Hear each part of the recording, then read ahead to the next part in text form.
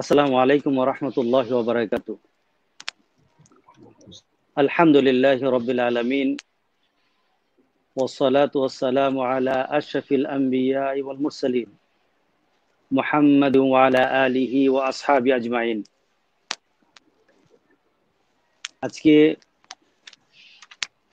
ভিন্ন ধর্মাবলম্বীদের মাঝে দাওয়াতি পদ্ধতি, দাওয়াতের মাঝে আমাদের কি পদ্ধতি আমরা অ্যাপ্লাই করতে পারি মানুষকে ইসলামের পথে আনার জন্য, আমরা কি কাজ কিভাবে এটাকে সঞ্চালন করতে পারি, এই বিষয়ে আজকে আলোচনা হচ্ছে। আলহামদুলিল্লাহ, অত্যন্ত গুরুত্বপূর্ণ পরামর্শ এসেছে। তো আমাকে যে বিষয়ে বলা হচ্ছে যে এই বিন্ধিসে, যেটা যে দেশে ইসলাম সচরাচর প্র্যাকটিস হচ্ছে না, এই দেশের মধ্যে আমাদের দ্বীনি দাওয়াতের কি পদ্ধতি হতে পারে। সর্বপ্রথম আমি দাওয়াতি কার্যক্রম যিনি করবেন তার ব্যাপারে দুই একটি কথা বলতে চাই। এটা আল্লাহ সুবহানাহু ওয়া তাআলার দেওয়া নীতি। যিনি দাওয়াত দিবেন তাকে সেই দাওয়াতের যোগ্য হতে হবে, সেই দাওয়াতের সে প্র্যাকটিস তার মধ্যে থাকতে হবে। এটা প্রত্যেকটি দায়ীর জন্য, সে নিজের দেশই দেখ, মুসলমানদের মধ্যে দেখ, ভিন্ন ধর্মাবলম্বীদের মধ্যে দেখ, যেখানেই দেখ, প্রথম তাকে প্র্যাকটিস করতে হবে, নতুবা দাওয়াত কখনো কোথাও ফলপ্রসূ হবে না। লেমা তাকুলুনা মা লা তাফআলুন, যেটা তুমি করো না এটা বলো না, মুসলমানের কাছে, বিধর্মীদের কাছে। আমি আমার জীবনে একটা অভিজ্ঞতা বলি। আমি লন্ডনে একটা শপে বসা ছিলাম, এটা ইস্ট লন্ডন মসজিদের পাশেই। এমন সময় দুটো মেয়ে আসলো, এসে তারা বোরখা পরা ছিল।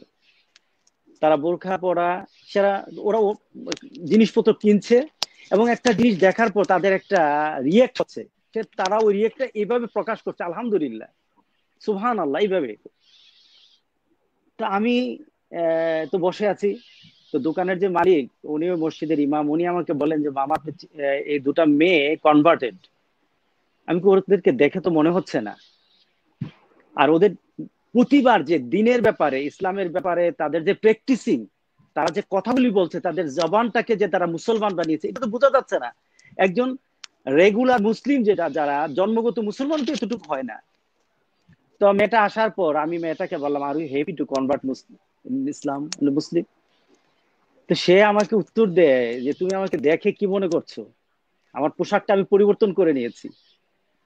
তবে সে একটা দুঃখের কথা বললো, যে আমাদের সমাজে প্রত্যেকটি ছেলে মেয়ে ভালো কিছু কথা শুনতে চায়, একটু মোটিভেট হতে চায়, একটু নিজেকে পরিবর্তন করতে চায়, ইসলাম সম্পর্কে তাদের ধারণা বাড়াতে চায়, জানতে চায় তারা।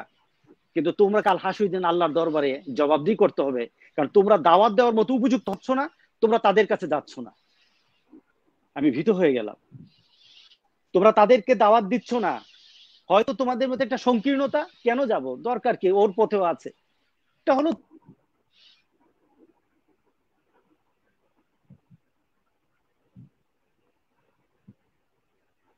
যে আসলে দিনের দাওয়াতের ক্ষেত্রে আমরা অনেক পিছিয়ে আছি। আজকে যদি আমি ভালো হতাম, দিনের দাওয়াতের ব্যাপারে আমার মধ্যে প্র্যাকটিসিং একটা অবস্থা থাকতো, আমরা প্র্যাকটিস করতে পারতাম, আমাদের মধ্যে দিনটা চলতে থাকতো, আমরা দিনের ব্যাপারে আমাদের সবসময় যদি একটা সচেতন ভাব থাকতো, তাহলে আমার ভাই যে অস্ট্রেলিয়া থেকে যে কথা বলেছেন যে দিনের দাওয়াতের ক্ষেত্রে আমরা বেছে নিয়েছি আগে মুসলমানদের ঘরকে আগে ঠিক রাখতে হবে, ঠিক এই ঘটনাই ঘটছে। আজকে আমরা দাওয়াত দিব বিধর্মীদের কাছে, নিজের ঘরই তো নষ্ট হয়ে যাচ্ছে। আমাদের নিজের ঘরে এখন আগুন ধরিয়ে দিচ্ছি। তাদের কাছে দেওয়ার আগে অবশ্যই আমাকে আগে ঠিক হতে হবে। আমি ইউকেতে একটা ঘটনা, একটা ছেলে এসে, আমাদের এলাকার ছেলে এসে বললো, হুজুর আমি বিয়ে করতে চাচ্ছি একজন পোল্যান্ডের একটা মেয়েকে, তার সাথে কথাবার্তা হয়েছে, সে মসজিদে যাবে, সে মসজিদে গিয়ে মোটামুটি দিনের ব্যাপারে তার একটু ধারণা হয়েছে, ভালো হয়েছে। আমি তাকে সেদিন যে কথাটা বলেছিলাম, তুমি বিয়ে করো, ভালো, আলহামদুলিল্লাহ, এটা তোমার জন্য বিরাট বড় সওয়াব হবে, বিয়ের সওয়াব পাবে, আর একটা মেয়েকে তুমি দিনের পথে আনলা, যে এটার জন্য তুমি আরো বড় সওয়াব পাবে, তুমি বিশাল বড় সওয়াবের ভাগী হয়ে যাবে। তবে একটা কথা বলে রাখি, মেয়েটা তার সবকিছু ছেড়ে তোমার কাছে চলে আসবে, দিনের খাতিরে চলে আসবে। তোমার থেকে ভালো আচরণ, ইসলামী আচরণ দেখার জন্য তোমার কাছে চলে আসবে। সাবধান, ইসলামকে কোনোদিন ছোট করবে না। সাবধান, ইসলামকে তার কাছে প্রস্তাবিত করে দিবে না। তোমার দাওয়াতটা, তুমি তাকে ইসলামের ব্যাপারে আহ্বান করেছো, কোনোদিন সেজন্য এই কথা না বলে যদি ইসলামে এইভাবে চলতে বলেছে তুমি চলো এক ধরনের, এটি কথাটার জন্য কোনোদিন না হয়। কারণ তোমার কারণে এই মেয়েটাকে দিয়ে তুমি আরো অনেক মানুষের মধ্যে দিনের দাওয়াত দিতে পারবে। আজকে দাওয়াতের প্রথম পদ্ধতি হলো, আমার কাছে আমি মনে করি যে আমি নিজেকে আগে প্রতিষ্ঠিত করতে হবে, নিজেকে দিনের দাওয়াত দেওয়ার মতো উপযুক্ত করতে হবে। দ্বিতীয়ত বিষয়, দাওয়াতের ক্ষেত্রে আমরা কোনো ধরনের, একটা বিধর্মী কোনো ব্যক্তি অন্য ধর্মাবলম্বী, লট অফ রিলিজিয়ন, অনেক ধর্ম আছে, সে খ্রিস্টান, বুদ্ধ, হিন্দু, ইহুদি, বিভিন্ন ধরনের থাকতে পারে, তার আচরণগুলিকে কখনো তাকে হিট করা যাবে না। মোহতারাম বলতেছিলেন রাসূল সাল্লাল্লাহু আলাইহি সাল্লাম মসজিদে নববীতে প্রস্রাব করে দিয়েছে, সবাই উত্তেজিত হলো, রাসূল বললেন কুল ডাউন। এটা দাওয়াতি পদ্ধতি? ভুল করতে পারে, তার ভুলের জন্য তাকে সংশোধনের চেষ্টা চালাতে হবে। আমরা কিন্তু নিজেদেরই ভুল ধরতে ধরতে এখন অস্থির হয়ে গেছি। আর অন্যকে আমরা কিভাবে সংশোধন করব? নিজের ভুলই তো এখন আমরা অবস্থা এক আরেকজনের কাছে প্র্যাকটিস করা আরম্ভ করেছি। আরেকজনকে কিভাবে হেয় করা যায়, এটা দিনের দাওয়াতের পদ্ধতি নয়। সুতরাং তাকে কি করতে হবে? রাসূল সাল্লাল্লাহু আলাইহি ওয়াসাল্লাম যেভাবে তাকে বলেছেন কুল ডাউন, নীরব হও, তাকে একটু বুঝিয়ে দাও, তাকে বোঝানো হলো যে এটা হলো ইবাদত খানা, এটা জিকিরের জায়গা, এটা নামাজের জায়গা। তোমার তোমার যে উপাসনালয় আছে সেখানে যদি এই ধরনের কিছু ঘটনা ঘটতো, তোমার কি খারাপ লাগতো? সে মোটিভেট হয়ে গেল। মুহাম্মদ সাল্লাল্লাহু আলাইহি সাল্লামের এটা হলো তরিকা, মোটিভেট করতে হবে। সে কি করলো? সে দোয়া করলো, আল্লাহুম্মা আরহামনি ওয়া মুহাম্মাদ, আয় আল্লাহ আমার উপর রহম করো, মুহাম্মদের উপর রহম করো। অর্থাৎ কি, মুহাম্মদ সফট, আর আমিও চাচ্ছি এমন একটা সফট মানুষ আমার সাথে কথা বলুক। ওয়ালা তাজআল মানা আহাদা, আর যারা আমাকে মারতে আসছিল তারা তারা তারা আমার দোয়ার মধ্যে রেখে দিও না। রাসূল সাল্লাল্লাহু আলাইহি ওয়াসাল্লাম হেসে দিয়েছিলেন তার এই দোয়া শুনে। তার মানে কি, অ্যাগ্রেসিভ, কোন ধরনের প্রতিশোধ পরায়ণ, একটা ভুল, যেমন আমাদের এখন লেটেস্ট যেটা হচ্ছে সুইডেন বা অন্যান্য দেশগুলির মধ্যে কোরআনের উপর তারা বিভিন্ন অবমাননা করছে, তার জন্য আমরা প্রতিশোধ চিন্তা করব না। আমরা মুসলমানকে তাদেরকে বুঝাবো কাজটা ভালো হচ্ছে না, আমাদের একটা সচেতনতা ভাব থাকা দরকার। আর তাদের জন্য প্রথম কথা হলো দোয়া করব, দ্বিতীয় কথা হলো বুঝাবো তোমার ধর্মগ্রন্থের মধ্যে যদি এভাবে আঘাত করা হয় তোমার কষ্ট লাগবে, আমরা ব্যথিত হয়ে গেছি। আর বুঝাতে হবে তুমি তোমার আমার ধর্মগ্রন্থটা একটু পরে দেখো তো, এটার মধ্যে কোনো ধরনের ভুল যদি থাকে আমাকে বলো, আমি তো বুঝে নেব। তাকে এইভাবে দাওয়াত দেওয়া, এটা হলো সবচেয়ে পদ্ধতি। আমি অনেকদিন আগে একটা কনভার্টেড একটা ছেলে, এটা একটা একটা দেশের, এটা হলো ইউরোপের একটা দেশে, আমার দাওয়াত ছিল, ইফতারের দাওয়াত ছিল। তো একটা ছেলে দেখলাম, সে আমাদের সাথে বড় ইফতার খাচ্ছে, যে সে 3টা আঙ্গুল দিয়ে এভাবে খায়। আমি তাকিয়ে আছি। সেখানে আলোচনার পর আমি তাকে বললাম, আমি একজনকে বললাম যে ছেলেটা ইফতার যে করছে সে 3 হাত দিয়ে করতেছে, আমার কাছে খুব ভালো লাগতেছে। আমরা সবাই চামিচ দিয়ে খাচ্ছি, সে হাত দিয়ে খায়। তখন আমাকে বলল সে একটা বছর আমাদের সাথে চলাফেরা করছে, আমরা কি বলি কি করি এটা যাচাই করছে। তো এই রমজান মাসে এসে সে প্রত্যেকদিন আমাদের সাথে ইফতার করে, এবং সে এই স্টাইলে করে। আমি বললাম কেন করে? সে ইসলামকে চর্চা করতে গিয়ে সে ইসলামের মধ্যে জেনেছে রাসূল সাল্লাল্লাহু আলাইহি সাল্লাম আঙ্গুলগুলি দিয়ে খেতে পছন্দ করতেন, চামিচ দিয়ে নয়। এর জন্য সে চামিচ দিয়ে করে। আমি সাথে সাথে চামিচটা ফেলে দিলাম। আমি তার কাছে এই মেসেজটা পৌঁছাতে পারলাম না যে আমিও রাসূল সাল্লাল্লাহু আলাইহি সাল্লামকে ফলো করতেছি। সুতরাং যে দাওয়াত দিবে সর্বপ্রথম হলো উপযুক্ততা নিজের মধ্যে আগে সৃষ্টি করতে হবে।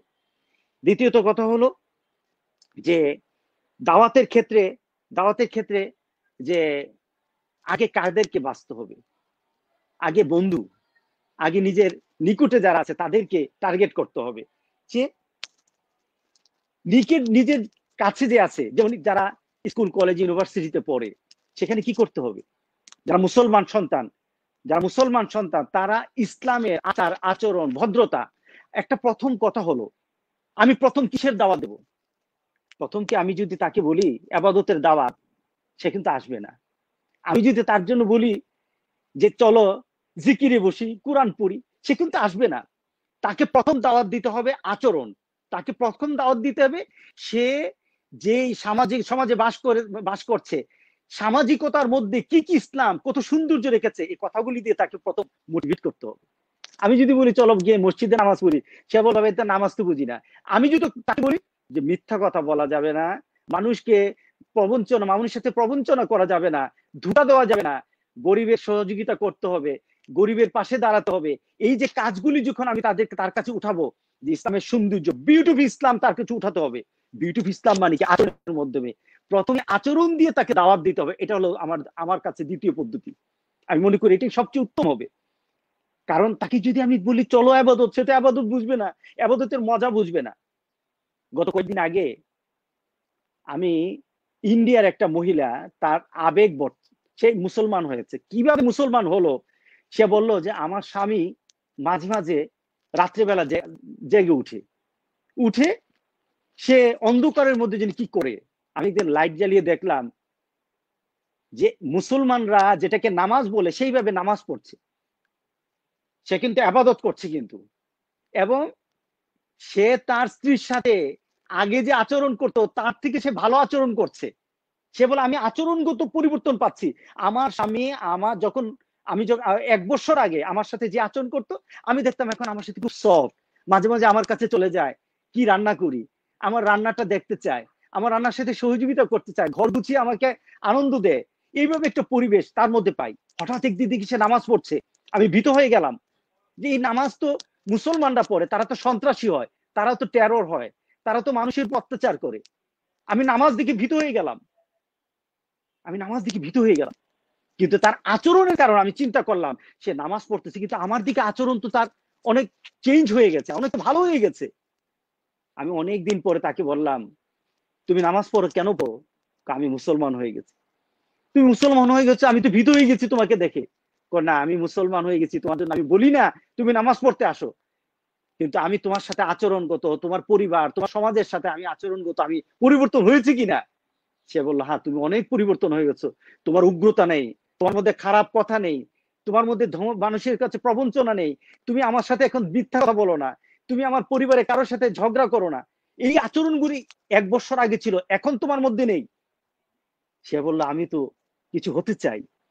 সে মুসলমান হয়ে গেল শুধু আচরণের কারণে, কিন্তু সে প্রথম যখন নামাজ দেখেছে ভীত হয়ে গেছে। সুতরাং আমি মনে করি মুসলমানের আচরণ আর পরিবর্তন হওয়া দরকার।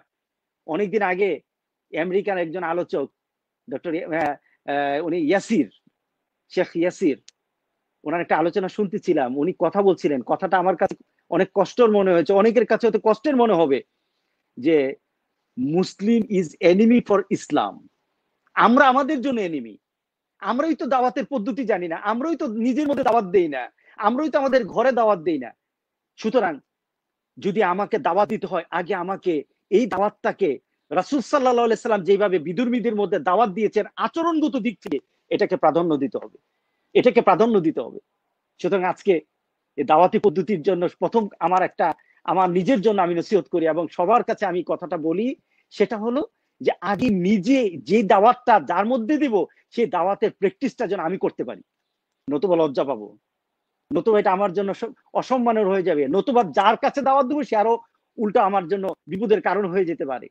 দ্বিতীয়ত, তাকে যে দাওয়াতটা দেব, দাওয়াতটা যেন তার মাইন্ডে এফেক্ট করে, তার চিন্তায় যেন পরিবর্তন আনে, তাকে যেন বর্তমান জগতের সাথে একটা মিল রেখে তাকে যেন দাওয়াতটা এমন উপযুক্ত করা যায়, একটা আধুনিকীকরণ করা যায়।